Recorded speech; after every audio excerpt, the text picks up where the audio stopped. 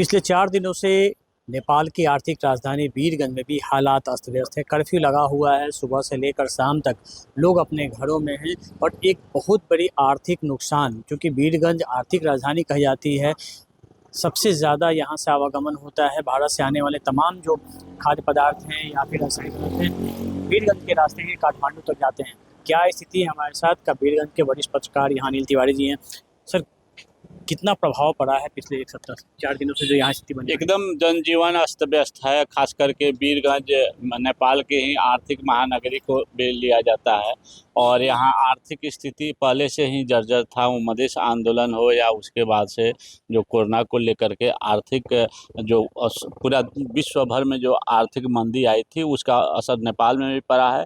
और इस फिर द्वंद्व से और आर्थिक स्थिति चौपट है। सारा व्यापारी, सारा उद्योगपति एकदम त्रसित हैं कि नेपाल का में जो लगानी है उसका आने वाले समय में क्या होगा, कैसा होगा, अनियोलता है। अभी एक तरफ से एक जो पहले से नेपाल में संविधान लागू हुआ और संविधान लागू होने के बाद थोड़ा सा जो देश चल पड़ा था, थोड़ा सा स्थिरता आया था, वह फिर पुनः अस्थिर अवस्था में पहुंच गया है और अनियोलता एकदम छाया हुआ है। आप क्या लगता है कि जेएनजी का जो आंदोलन था, सिर्फ वो इस तरीके से, जिस तरीके से लूटपाट हुई हुआ, जैसे आगजनी हुआ, तो वो आंदोलन को भड़काने की कोशिश से असामाजिक तत्वों का काम था? देखिए, जो आंदोलन था यह कोई संगठन का आंदोलन नहीं था और ख़ास करके जेएनजी 2 दिन में उत्पन्न हुआ। जो सामाजिक संजाल पे जो बैन लगाया सरकार ने उसके परिणाम स्वरूप। लेकिन नेपाल के जनता में नेताओं के प्रति एक जो पहले से जो एकदम माने वितृष्णा था वह विस्फोट हो गया और वो विस्फोट जेएनजी के माध्यम से हुआ है।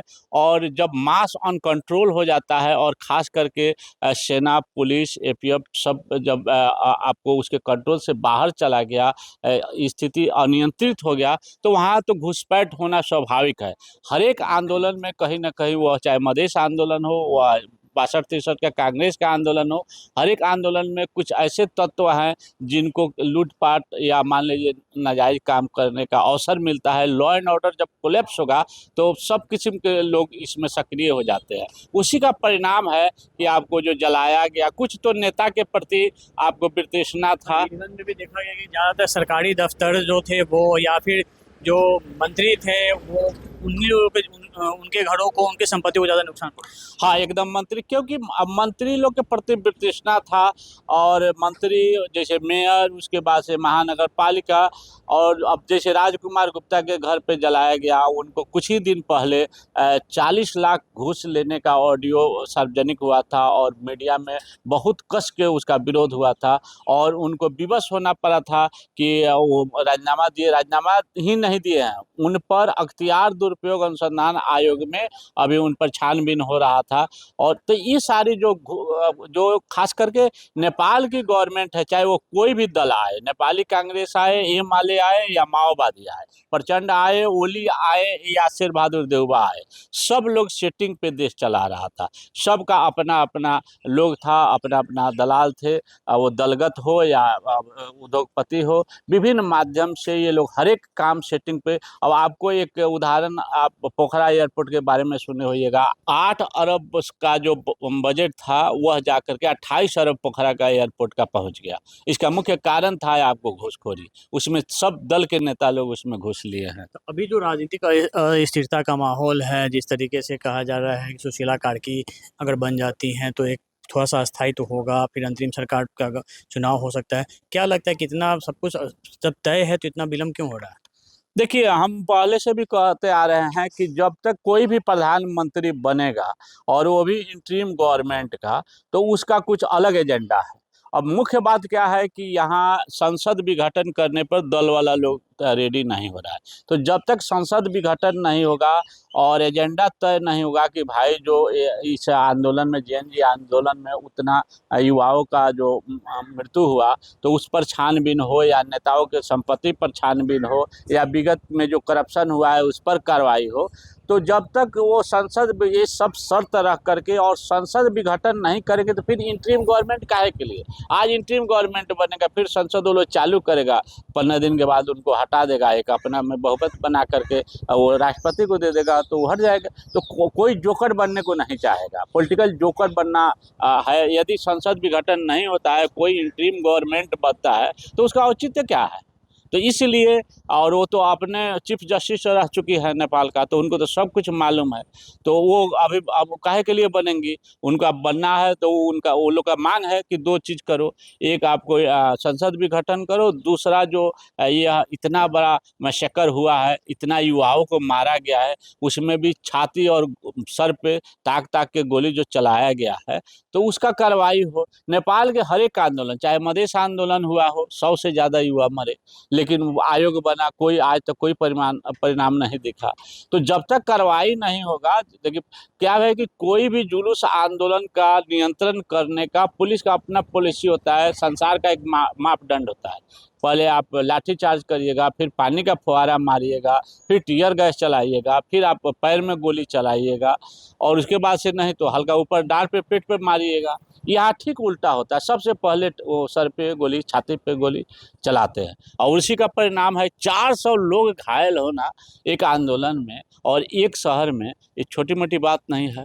तो इसी का छानबीन को लेकर के वो लोग बात रख रहा है। हमारे साथ बीरगंज के सूचना अधिकारी सुनील कुमार वर्मा जी हैं, कर्ण जी हैं, और इनसे हम बात करेंगे। सर, काफ़ी तबाही मची हुई थी। जी जी। क्या प्रशासन को समझते हैं, प्रशासन को चौकन्ना होने का समय नहीं मिला? कौन लोग थे ये लोग जो इन्होंने से किया?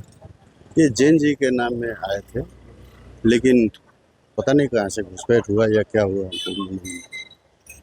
पर बहुत सारे लोग थे, 400-500 आदमी थे। वो लोग आए, घुसे और सारा तबाही मचा कर चले गए।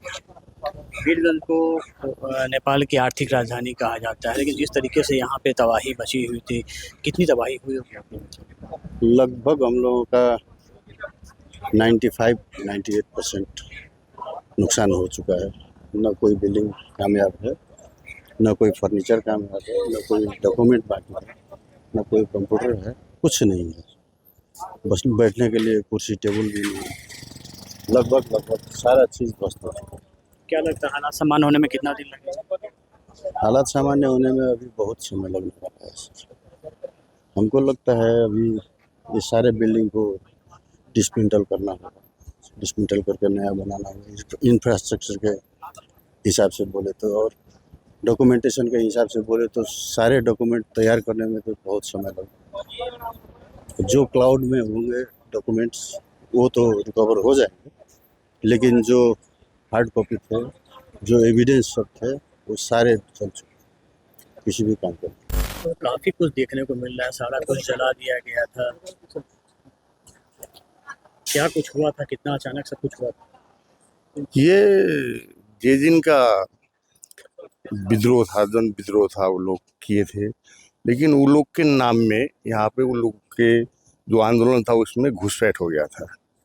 ये जितना भी जलाने वाला काम, महानगर पालिका, सर्वोच्च अदालत, वो पार्लियामेंट भवन, उसके बाद सिंह दरबार, ये घुसपैठी लोग जलाया है। वो लोग नहीं सकार रहा है, और लोग प्रमाण के साथ बोल रहा है कि हाँ हम लोग के पास प्रमाण है, हम विजुअल बता सकते हैं, दिखा सकते हैं किस किस ने जलाया है और ये कहाँ कहाँ से संचालित थे। हम लोग को ये बात मालूम नहीं है। आप लोग को लगता है कि इसमें जो भी अराजक तत्व थे, एंटी सोशल एलिमेंट्स, जिन लोगों ने इस काम को किया? एकदम 100%। इसमें काठमांडू में भी वो आंदोलनकारी के साथ घुस गए वो लोग अराजक करने के लिए। अराजक किया भी है, कोई नेता का घर जलाया रहता है, कोई बड़ा बात नहीं था। पार्लियामेंट ही जला देना, सिंह दरबार जला देना, सर्वोच्च अदालत जला देना, महानगर पालिका का भवन जला देना, ये कितना जायज़ है? ये क्या कोई आंदोलनकारी कर सकता है क्या? ये गलत आदमी का काम है।